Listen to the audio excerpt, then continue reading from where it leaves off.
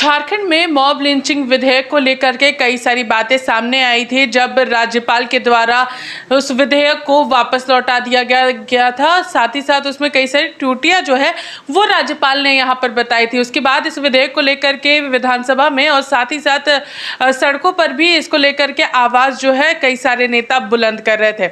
आज इस मुद्दे को लेकर के हम इसलिए आए हैं क्योंकि राजधानी रांची में यहाँ पर ओरमांझी थाना क्षेत्र में एक ऐसा ही मामला सामने आया। मॉब लिंचिंग का जो मामला है वो यहाँ पर सामने आया। इसको लेकर के हम लोग चर्चा करेंगे हमारे एडिटर से नित्यानंद शुक्ला जी से कि क्या कुछ इस पूरे मामले को लेकर के वो कहेंगे, क्योंकि इस मॉब लिंचिंग मामले को लेकर के कई बातें सामने आती है।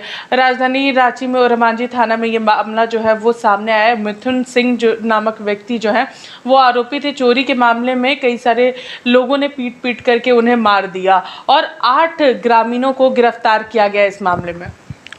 नहीं, देखिए, मॉब लिंचिंग झारखंड में आप देखिएगा तो मॉब लिंचिंग की घटना जो है डायन बिसही के नाम पर झारखंड में एक लंबे समय से होती आ रही है और ये बड़ी दुर्भाग्यपूर्ण घटनाएं हैं। हालांकि मॉब लिंचिंग 2014 के बाद उसको लिंचिस्तान का और अलग अलग टर्म से इन लोगों को किया जाने लगा था, लेकिन मॉब लिंचिंग किसी भी व्यक्ति का हो, वो किसी जाति का हो या किसी धर्म का हो, वो बड़ा दुर्भाग्यपूर्ण होता है।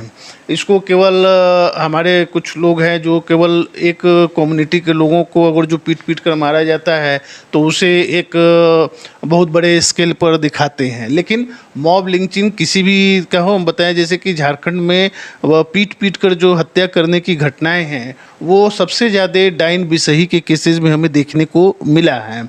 उसके बाद कुछ चोरी के केसेस में भी आए हैं। तो चोरी के केसेस में क्या होता है कि जब कम्युनिटी विशेष की चीज़ें आती हैं तो उसे अलग ढंग से प्ले किया जाता है, जब दूसरे कम्युनिटी की बात होती है तो उसे दूसरे ढंग से रंग दिया जाता है। तो ये तो अपना अपना लोगों का माइंडसेट और सूटेबिलिटी की बात होती है।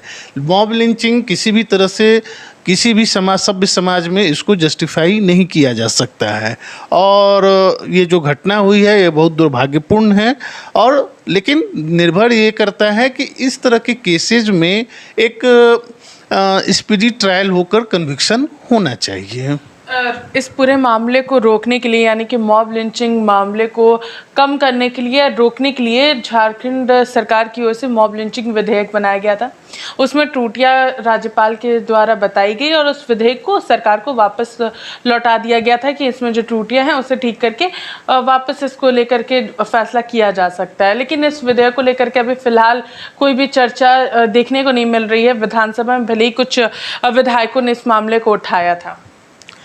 नहीं, वो तो कुछ टेक्निकल ग्राउंड पर जो पिछले गवर्नर थे रमेश बैस जी, उन्होंने इस बिल को लौटाया था और झारखंड सरकार ने जो बिल लेकर आई थी तो वो सुप्रीम कोर्ट ने एक कहा था कि सरकारों को इस पर कहीं न कहीं एक रूल फ्रेम करने की ज़रूरत है, जिसके आधार पर झारखंड विधानसभा से पास कर झारखंड सरकार ने एक विधेयक लाया गया था, जिसे टेक्निकल ग्राउंड पर पिछले गवर्नर ने लौटा दिया है।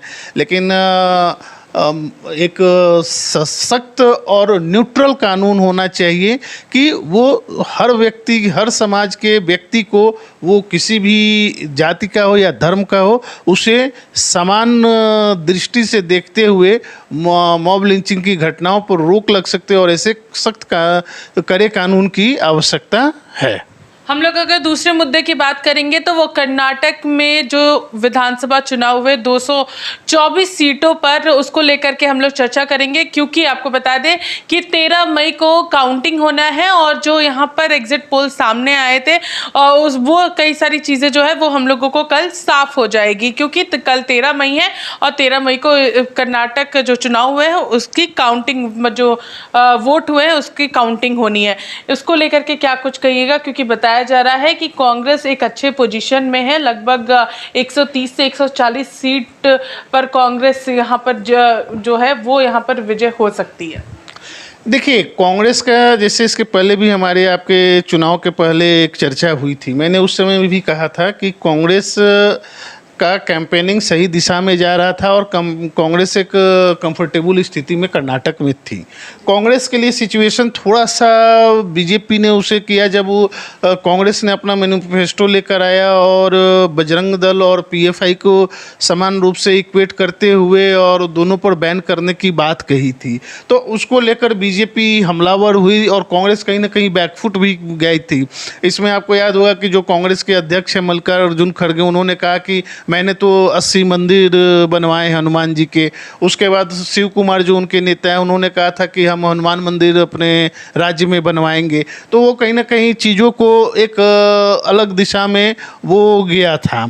तो कांग्रेस वहाँ पर देखिए, वहाँ पर कर्नाटक में आप देखिएगा तो पिछले 5 साल में 3 सरकार रही है। सबसे पहले आपको याद होगा कि 2018 में जब विधानसभा चुनाव हुए थे तो उसमें सबसे बड़ी पार्टी के 224 सीटों में बीजेपी को लगभग 106 सीटें आई थी, जो बहुमत से लगभग 6-7 सीटें पीछे थी। कांग्रेस ने वहाँ पॉलिटिक्स किया और जेडीएस को समर्थन दे दिया और समर्थन देकर वहाँ पर एक सरकार बना दी।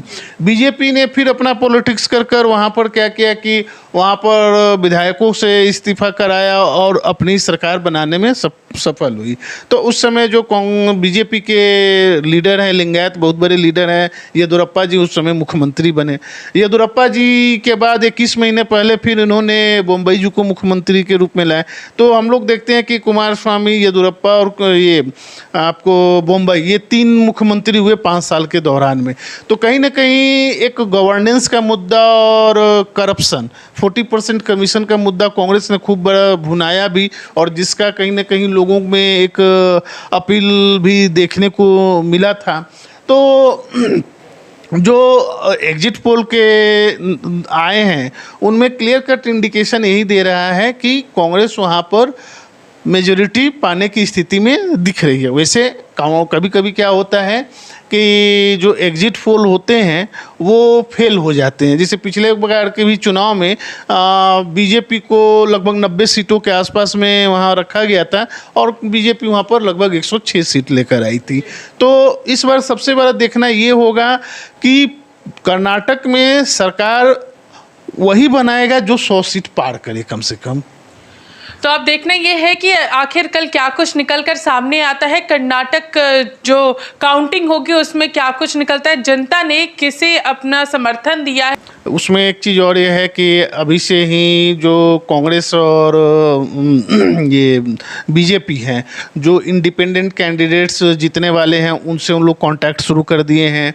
ये इस तरह से भी अपुष्ट खबरें आ रही हैं कि पॉलिटिकल पार्टीज़ जो हैं, खास करके कांग्रेस और जेडीएस के लोग रिसोर्ट बुक करना शुरू कर दिए हैं, चार्टर्ड प्लेन बुक करना शुरू कर दिए हैं, ताकि आपको लगभग 11-12 बजे तक एक सिचुएशन इमर्ज कर जाएगा कि क्या स्थिति होती है।